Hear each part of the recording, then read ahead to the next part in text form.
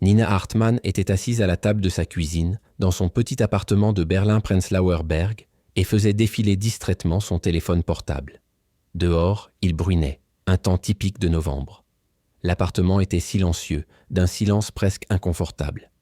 Elle vivait à nouveau seule depuis 3 mois, après l'échec de sa relation avec Marcus qui avait duré 5 ans. La séparation n'avait pas été dramatique, mais insidieuse, presque indolore dans sa prévisibilité. Ils s'étaient éloignés l'un de l'autre, comme on dit si bien. À 29 ans, Nina s'était en fait construit une belle vie. Elle travaillait comme graphiste pour une agence de publicité de taille moyenne à Meath, gagnait bien sa vie, avait des amis, des loisirs. Mais les soirées étaient devenues longues. Il y a 2 semaines, sa meilleure amie Sarah lui avait installé Tinder sur son téléphone, presque contre son gré. « Tu dois recommencer à sortir », lui avait dit Sarah en créant son profil. « Tous les hommes ne sont pas comme Marcus. Il y a quelqu'un qui te correspond quelque part. » Au début, Nina s'était lancée sans grande conviction. La plupart des profils lui semblaient interchangeables. Des hommes avec des lunettes de soleil sur la plage, des hommes devant des voitures de luxe, des hommes à la salle de sport. Les conversations étaient généralement superficielles, se terminaient rapidement par des allusions grossières ou s'enlisaient tout simplement. Elle s'était déjà demandé si toute cette histoire d'application de rencontre était vraiment faite pour elle. Puis, en ce mardi soir gris, son profil est apparu sur son écran. Lucas Weber, 34 ans. La première photo le montrait vêtu d'une chemise bleu clair, souriant, mais sans exagération. Il se tenait devant un mur de briques, les mains dans les poches de son jean foncé. Son visage avait quelque chose d'ouvert, d'accessible. Des yeux bruns, des cheveux courts blonds foncés, un sourire qui semblait sincère. Pas comme ces poses étudiées sur Instagram qu'elle voyait habituellement. Son profil était différent des clichés habituels. Architecte passionné par les vieux bâtiments et les nouvelles idées. J'adore me promener dans les villes et découvrir leur histoire. Je recherche quelqu'un qui comprend que les meilleures conversations ont souvent lieu dans de petits cafés et non dans des clubs bruyants. J'apprécie l'honnêteté plus que la perfection. Nina lut le texte 2 fois. Architecte. Cela semblait solide, créatif, intéressant. Elle aimait les gens passionnés par leur travail, et cette dernière phrase sur l'honnêteté avait quelque chose de touchant. Elle glissa vers la droite. Le petit cœur s'illumina. Pendant un instant, elle se sentit idiote, presque comme une adolescente. Mais alors, son téléphone vibra. C'est un match. Son cœur se mit à battre plus fort. Lucas avait lui aussi glissé vers la droite. Quelques secondes plus tard, un message de sa part apparut. « Bonjour Nina, je viens de voir ton profil et j'ai tout de suite voulu t'écrire. Tu travailles dans le design ? C'est fantastique. J'ai toujours pensé que l'architecture et le design graphique étaient des âmes sœurs. Les deux créent quelque chose à partir de rien, donnent forme à des idées. J'aimerais en savoir plus sur ta façon d'aborder tes projets. » Nina fixait le message. Pas de tentative de drague maladroite. Pas de commentaires sur son apparence. Au lieu de cela, une observation réfléchie, un lien entre leurs professions. Elle sourit spontanément. C'était nouveau. « Bonjour Lucas », répondit-elle, se demandant si elle ne réfléchissait pas trop longtemps. « Merci pour ton gentil message. Tu as raison, il y a définitivement des parallèles. Mais je dois avouer que j'envie toujours un peu les architectes.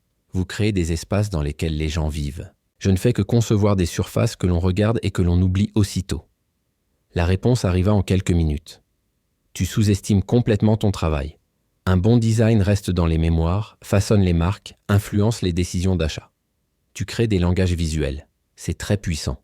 J'aimerais en savoir plus. Peut-être autour d'un café ? Je connais un merveilleux petit café à Kreuzberg, situé dans une usine rénovée des années 1920. Un mélange parfait entre histoire et modernité. » Nina hésita. N'était-ce pas trop rapide ? Elle ne se connaissait que depuis 5 minutes. Mais en même temps, la conversation lui semblait déjà plus naturelle que tout ce qu'elle avait vécu jusqu'à présent sur cette application. Sarah lui avait conseillé de ne pas attendre trop longtemps. « Les hommes bien partent vite », lui avait-elle dit. « Ça a l'air sympa », écrivit Nina. « Quand es-tu disponible ?» Elles se sont rencontrées 3 jours plus tard, un vendredi soir. Le café s'appelait Roststedt, lieu de rouille, et était effectivement situé dans une ancienne usine. De hauts plafonds avec des poutres en acier apparentes, des murs en briques, un éclairage moderne qui alliait le style industriel à la convivialité. Nina arriva 10 minutes en avance et était nerveuse. Elle avait essayé 3 tenues différentes avant de se décider pour un simple chemisier noir et un jean. Lucas l'attendait déjà à une table près de la fenêtre. Quand il l'aperçut, il se leva et lui sourit. Il portait une veste gris foncé sur une chemise blanche et était exactement comme sur ses photos, peut-être même un peu mieux. Pas de mauvaise surprise comme elle en avait déjà eu lors d'autres rendez-vous. « Nina, ravie de te voir », dit-il en lui serrant la main. Son geste était poli, sans être envahissant. « Merci d'être venue. J'ai déjà réservé une table. Celle-ci est la mieux éclairée le soir. » Elle s'assit et la conversation s'engagea immédiatement avec un naturel étonnant. Lucas lui parla de son travail dans un cabinet d'architecte à Charlottenburg, de projets de restauration de bâtiments historiques. Il parlait avec un réel enthousiasme de la substance des bâtiments, du défi que représente la combinaison de structures anciennes avec les exigences modernes. Nina était fascinée par la façon dont il remarquait les détails, racontait des histoires sur les bâtiments comme s'ils étaient des êtres vivants. « Chaque bâtiment ancien a une âme », dit-il en remuant son espresso. « On peut la sentir si l'on est attentif. Les architectes d'autrefois travaillaient avec d'autres matériaux, avaient d'autres philosophies. Lorsque je restaure un tel bâtiment, j'ai l'impression d'être un bâtisseur de ponts entre le passé et l'avenir. » Nina lui parla de son travail, des clients difficiles, des percées créatives, de la frustration lorsque des projets étaient rejetés. Lucas écoutait, vraiment, posait des questions intelligentes, riait au bon moment. Il n'y avait pas de silence gênant, pas d'effort désespéré pour trouver des sujets de conversation. Le temps passa à toute vitesse. Lorsque le café ferma ses portes au bout de 3 heures, ils furent à la surpris. « Je n'arrive pas à croire qu'il soit déjà si tard », dit Nina. Dehors, il avait cessé de pleuvoir. Les rues brillaient à la lumière des réverbères. Lucas insista pour l'accompagner jusqu'à la station de métro. Ils marchèrent lentement, continuant à discuter de musique, de voyage, de choses qui leur tenaient à cœur. À la station, il s'arrêta. « Nina, j'ai passé une très bonne soirée. Puis-je te revoir ?» Sa voix semblait sincère, sans arrière-pensée. Nina sentit qu'elle souriait. « Oui, avec plaisir. J'en serais ravi. » Ils n'échangèrent ni baiser, ni même une étreinte. Juste un sourire, une promesse. Nina rentra chez elle avec un sentiment qu'elle n'avait pas éprouvé depuis longtemps. L'espoir. Les 2 semaines suivantes furent comme un rêve. Lucas lui écrivait tous les jours, mais sans jamais être envahissant. Des messages du matin accompagnés de photos de bâtiments intéressants qu'il voyait sur le chemin du travail. Le soir, ils échangèrent sur leur journée. Il lui posait des questions sur ses projets, se souvenait de détails qu'elle avait mentionnés. Cette attention lui semblait précieuse. Ils se sont revus, cette fois dans un petit restaurant italien à Schönberg, puis lors d'une promenade dans le Tiergarten. Lucas était toujours ponctuel, toujours attentif, toujours intéressé. Il lui a parlé de sa famille, de sa relation difficile avec son père, qui était ingénieur et n'avait jamais compris pourquoi Lucas voulait devenir architecte. Nina lui a parlé de sa propre famille, de sa mère, qui s'était retrouvée seule après la mort de son père 5 ans auparavant. Après leur 4e rendez-vous, ils s'embrassèrent pour la première fois. Il était tard dans la soirée. Ils se trouvèrent devant la porte d'entrée de Nina. Le baiser était doux, presque timide, mais parfait. « Je t'aime vraiment », dit Lucas doucement. « J'ai l'impression de te connaître depuis bien plus longtemps. » Nina acquiesça, trop émue pour répondre immédiatement. Sarah était ravie lorsque Nina lui a parlé de Lucas. « Tu vois ? J'avais raison. Les hommes bien existent encore. Quand est-ce que je pourrais le rencontrer ?» Nina a hésité. Elle voulait garder cette nouvelle relation pour elle, la protéger des regards et des opinions des autres. « Bientôt », a-t-elle promis. « Voyons d'abord où cela nous mène. » Mais au fond d'elle-même, Nina savait déjà que c'était quelque chose de spécial. Lucas semblait être la réponse à des questions qu'elle ne s'était même pas encore posées. Il était attentionné sans être envahissant, drôle sans être ridicule, intelligent sans être arrogant. Il semblait comprendre ce dont elle avait besoin, souvent avant même qu'elle ne le sache elle-même. Un soir, 3 semaines après leur rencontre, Lucas l'invita chez lui. Son appartement était situé à Wilmersdorf, au 3e étage d'un bel immeuble ancien. Il était meublé avec goût, minimaliste mais chaleureux. Des étagères remplies de livres d'architecture, une grande table à dessin près de la fenêtre, des croquis accrochés au mur. Tout semblait bien pensé, mais sans être stérile. Ils cuisinèrent ensemble, écoutèrent de la musique, burent du vin. L'intimité s'intensifia. Nina se sentait en sécurité avec lui, protégée. Plus tard, lorsqu'ils s'assirent sur son canapé, son bras autour de ses épaules, elle eut l'impression d'être rentrée chez elle. « Je suis tellement heureux de t'avoir trouvé », dit Lucas doucement. « Parfois, je pense que c'est trop beau pour être vrai. » Nina rit. Je pensais la même chose. Mais nous y voilà. Ce qu'elle ne savait pas, alors qu'elle était assise là, heureuse et amoureuse, sur le deuxième téléphone portable de Lucas, qui se trouvait dans le tiroir de son bureau, un message vibrait. Il provenait d'une autre femme, de plusieurs autres femmes. Car Lucas Weber n'était pas l'homme que Nina croyait. Son appartement était loué pour une courte durée. Ses histoires étaient soigneusement construites. Son sourire était sincère, mais ses intentions ne l'étaient pas. Et tandis que Nina se détendait dans ses bras, convaincue d'avoir enfin trouvé quelqu'un qui la comprenait, une horloge avait déjà commencé à tourner. Une horloge qui mettrait fin à sa vie en moins de 2 semaines. Mais Nina n'en savait rien. Pas encore. Elle était simplement heureuse. Et c'était peut-être le plus tragique dans tout cela. La 4e semaine de leur relation commença par une surprise. Lucas se présenta soudain devant la porte de Nina, tôt le samedi matin, avec un bouquet de tulipes et 2 tasses de café de son café préféré. « Bonjour, dit-il en souriant. Je pensais que nous pourrions passer la journée ensemble. J'aimerais te montrer quelque chose. » Nina était encore en pyjama, les cheveux en bataille. Elle rit, surprise. « Tu es fou. Entre. » Elle s'habilla rapidement pendant que Lucas attendait dans sa cuisine. 1 heure plus tard, ils étaient assis dans sa voiture, une Volkswagen grise discrète, et quittaient la ville. « Où allons-nous » demanda Nina curieuse. « Patience, répondit Lucas. C'est une surprise. » Ils roulèrent environ 1 heure et demie avant d'atteindre un petit village au sud de Berlin. Lucas se gara devant un vieux manoir légèrement délabré. « Voici, expliqua-t-il, mon projet actuel. Nous le resterons pour un investisseur. Je voulais te montrer ce sur quoi je travaille. » Ils passèrent la matinée à parcourir le bâtiment. Lucas lui expliqua les détails architecturaux, lui montra les moulures d'origine et lui parla des plans de restauration. Nina était fascinée par sa passion, par la façon dont ses yeux brillaient lorsqu'il parlait des voûtes et des structures porteuses. Au cours du déjeuner dans une auberge voisine, Lucas est soudain devenu sérieux. « Nina, je dois te dire quelque chose. La semaine prochaine, je dois partir quelques jours à Munich. Un client important souhaite me rencontrer en personne. Tu vas me manquer. » Nina lui a serré la main. « Toi aussi. Mais c'est normal. Nous avons tous les deux un travail. » Mais au fil de la semaine, Nina remarqua de petits changements. Les messages de Lucas devenaient plus irréguliers. Parfois, il ne répondait pas pendant des heures.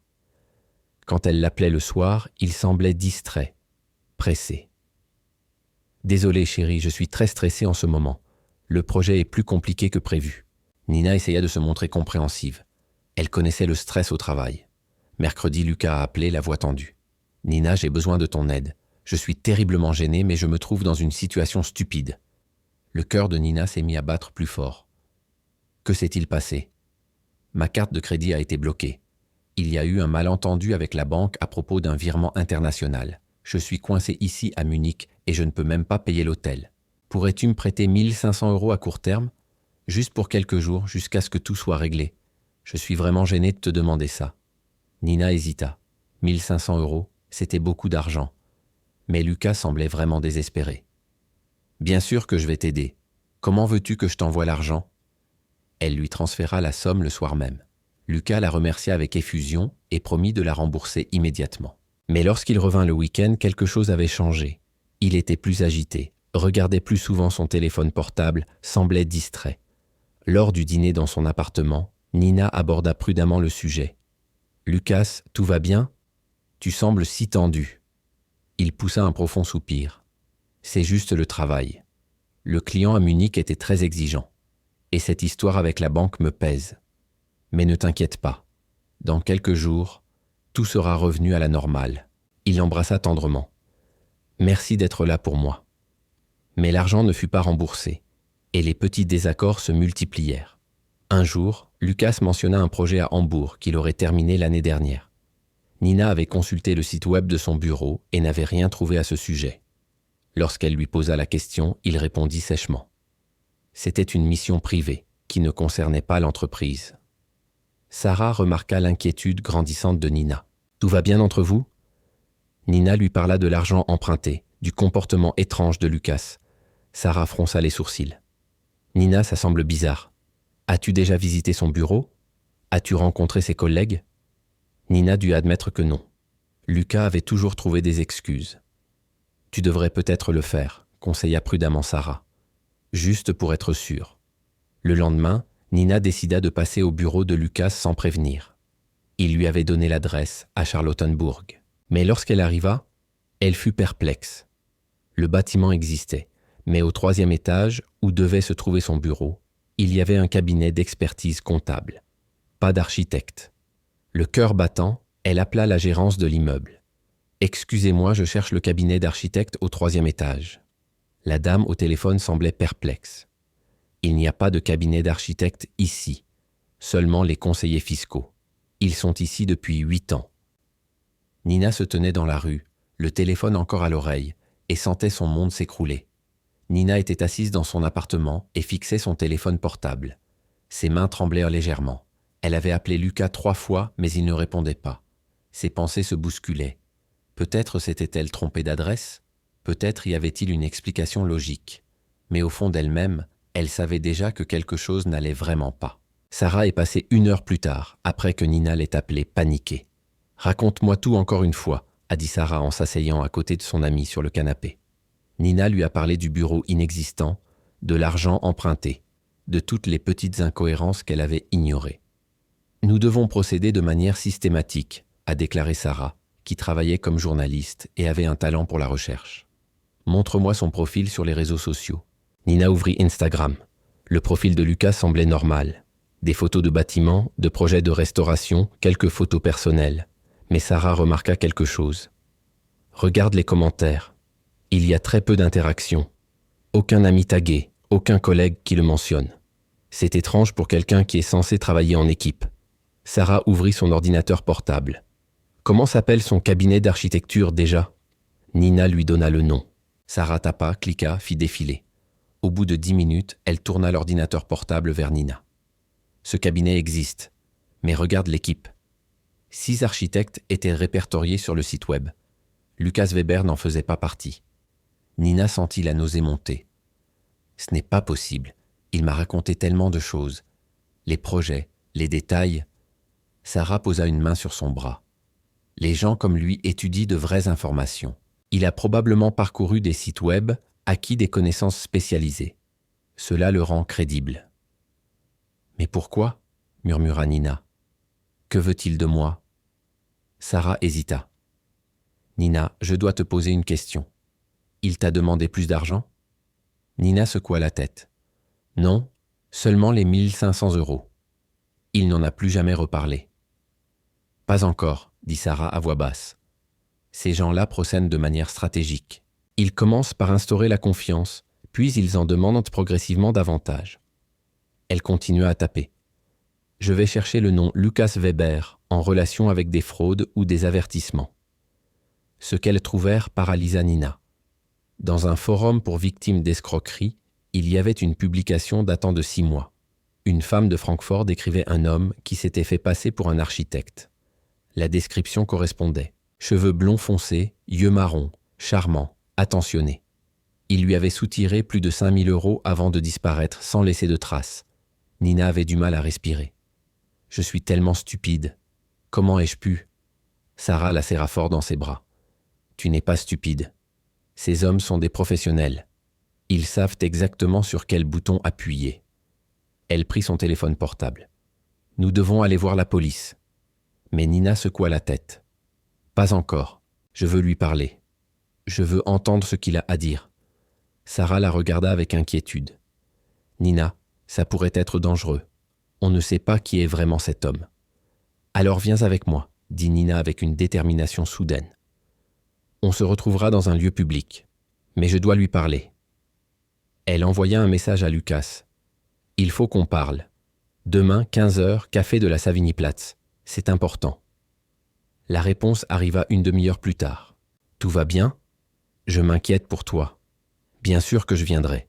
À demain. » Nina dormit à peine cette nuit-là. Elle oscillait entre la colère, le désespoir et l'espoir absurde qu'il y ait une explication.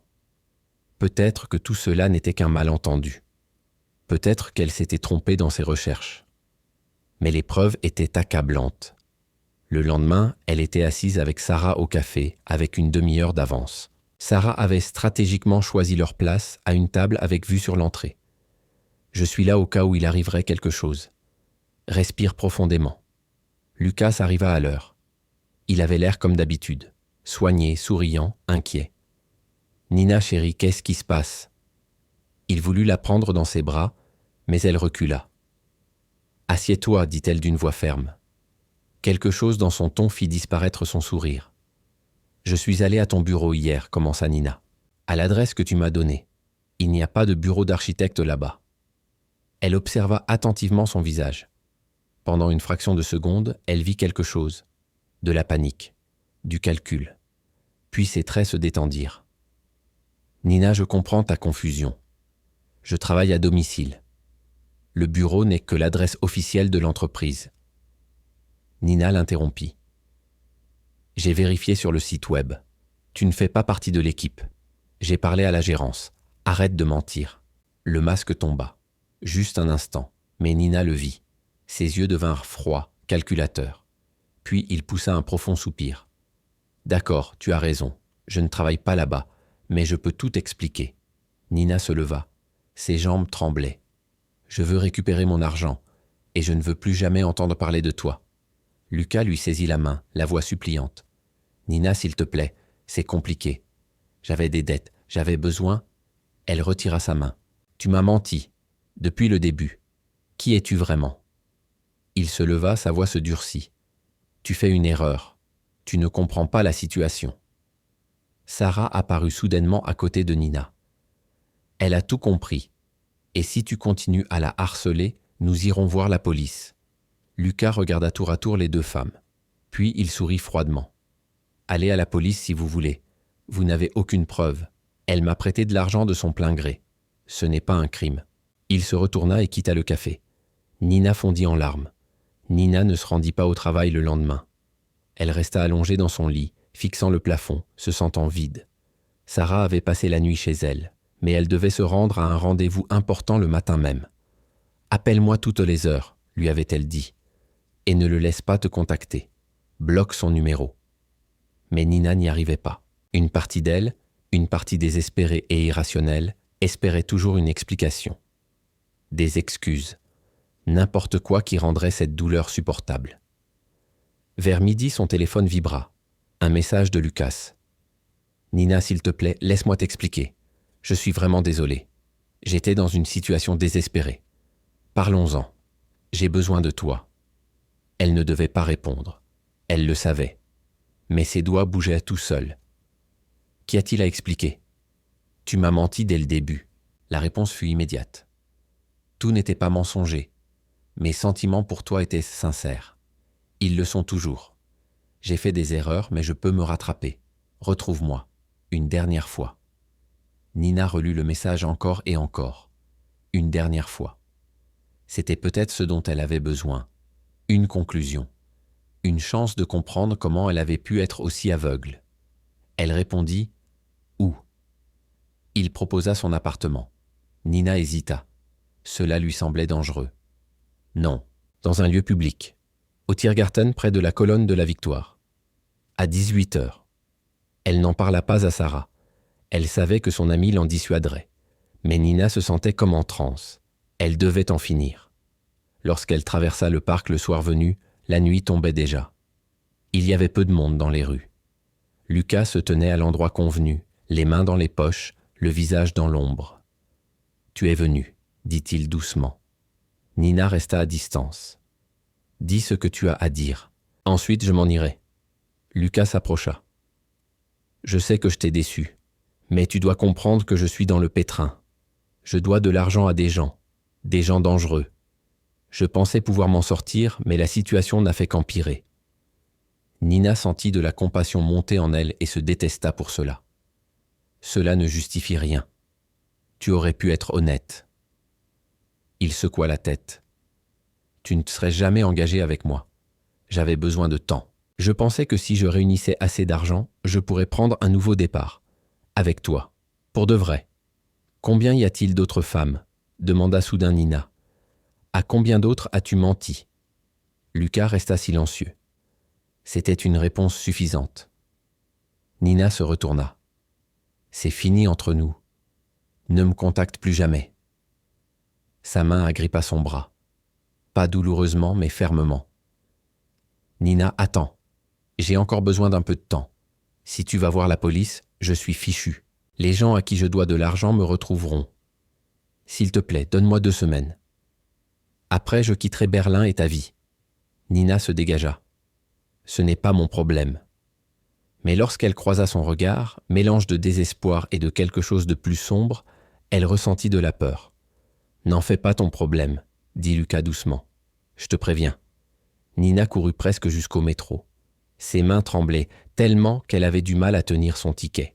Une fois rentrée chez elle, elle appela Sarah et lui raconta tout. « Tu es folle ?» s'écria Sarah. « Il t'a menacé. Nous allons aller à la police. » Tout de suite. Elles ont porté plainte le soir même. Le policier était poli, mais pas particulièrement optimiste. C'est difficile dans le cas d'une escroquerie dans un cadre privé. Vous lui avez donné de l'argent de votre plein gré. Aucune menace de violence n'a été documentée. Nous enregistrons la plainte, mais ne vous attendez pas à une solution rapide. Les jours suivants furent un cauchemar. Nina retourna au travail, mais ne parvenait pas à se concentrer. Elle voyait Lucas partout, dans le métro, dans la rue. Une fois, elle était sûre de l'avoir vu devant chez elle. Sarah restait souvent dormir. « Tu n'es pas en sécurité toute seule », lui disait-elle. Puis, un jeudi soir, le téléphone de Nina a sonné. Un numéro inconnu. Elle a répondu avec hésitation. « Nina », la voix de Lucas, mais différente, pressée, paniquée. « J'ai besoin de ton aide. Ils m'ont trouvé. Les hommes à qui je dois de l'argent. Je dois disparaître. Cette nuit. Tu peux m'aider encore une fois ? Seulement 3 000 €. Ensuite, tu ne me reverras plus jamais. » Nina raccrocha. Ses mains tremblaient. Le téléphone sonna à nouveau. Encore. Et encore. Elle l'éteignit. Mais la peur resta. Et s'il était vraiment désespéré ? Et s'il faisait quelque chose de stupide ? Le lendemain matin, la police se présenta à sa porte. Les 2 policiers se tenaient debout, l'air grave dans l'encadrement de la porte de Nina. Une femme d'une 40aine d'années, aux cheveux courts gris, et un homme plus jeune. « Madame Hartmann ? Commissaire Weber, pouvons-nous entrer ?» Le cœur de Nina battait à tout rompre. Que s'est-il passé ? La commissaire entra, son regard était professionnel mais pas hostile. « Il s'agit de Lucas Weber. Quand l'avez-vous vu pour la dernière fois ?» Nina s'assit. Ses jambes se dérobèrent sous elle. « Il y a 4 jours, au Tiergarten. » « Pourquoi ? Qu'a-t-il fait ?» Les 2 agents échangèrent un regard. « Madame Hartmann, nous enquêtons sur une affaire grave. Une femme a été retrouvée morte hier soir dans son appartement à Neukölln. Nous avons des raisons de penser que Lucas Weber pourrait être impliqué. » Le monde se mit à tourner. Nina ne pouvait plus respirer. « Morte ? Comment ? Qui ?» Le commissaire sortit une photo. « Connaissez-vous cette femme ?» Nina fixa la photo. Une femme blonde, à peu près de son âge, souriante. Elle secoua la tête. « Non, je ne la connais pas. » Elle s'appelait Katharina Schneider. Elle avait rencontré Lucas Weber il y a 2 mois via une application de rencontre. Sa sœur l'a trouvée hier. La cause du décès est l'asphyxie. Il y a des traces de lutte.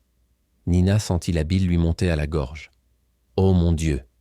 Le jeune policier prit alors la parole. « Nous avons reconstitué votre conversation au café de la Savigny-Platz. Plusieurs témoins vous ont vu avec lui. Votre amie Sarah Bergman nous a contactés après avoir appris la nouvelle du décès aux informations. Elle s'inquiétait pour votre sécurité. »« Madame Hartmann, » dit la commissaire avec insistance, « Lucas Weber vous a-t-il menacé ? A-t-il fait allusion à la violence ?» Nina raconta la rencontre au Tiergarten, ses derniers appels, son désespoir. « Il m'a dit de ne pas en faire mon problème.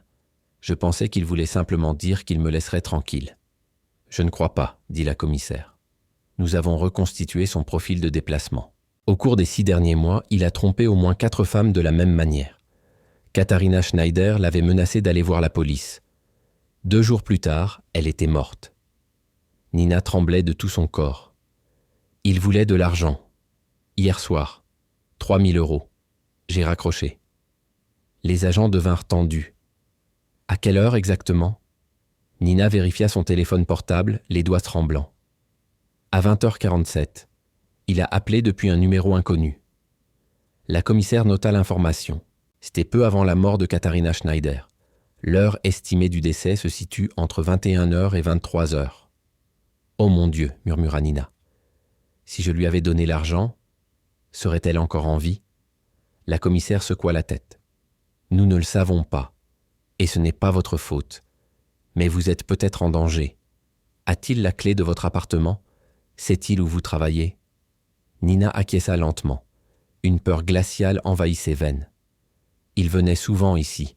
Il connaît mes habitudes. Mon trajet pour aller au travail. Tout. » La commissaire se leva. « Nous allons poster une patrouille dans votre rue. N'allez pas travailler aujourd'hui. Y a-t-il quelqu'un chez qui vous pouvez passer la nuit ?» Sarah vint chercher Nina 1 heure plus tard. Son amie la serra fort dans ses bras. « Je t'emmène chez ma mère à Potsdam. Tu resteras là-bas jusqu'à ce qu'il l'ait arrêtée. » Le soir, les informations annoncèrent la mort de Katharina Schneider. La police recherchait Lukas Weber. Sa photo fut diffusée. Nina fixait l'écran.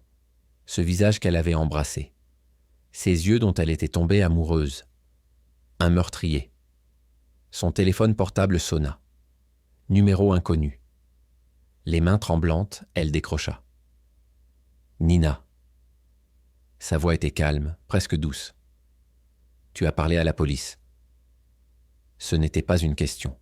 « Lukas, qu'as-tu fait ?» murmura-t-elle. « Ce que je devais faire. Elle voulait me détruire, tout comme toi. » Nina déglutit. « Je ne veux pas te détruire. Je veux juste que cela cesse. » « Cela aurait pu être si beau, dit-il, et elle entendit une véritable tristesse dans sa voix. « Je t'aimais vraiment, Nina. Mais vous, les femmes, vous ne comprenez jamais à quel point c'est difficile pour les hommes comme moi. Toujours soumis aux attentes, toujours voués à l'échec. Lukas, je t'en prie, rends-toi à la police. C'est fini. » Il rit doucement. « Ce sera fini quand je le dirai. Prends soin de toi, Nina. Peut-être nous reverrons-nous bientôt. » La communication fut coupée. Nina s'effondra. Sarah la serra dans ses bras. Il est fou, il a complètement perdu la tête.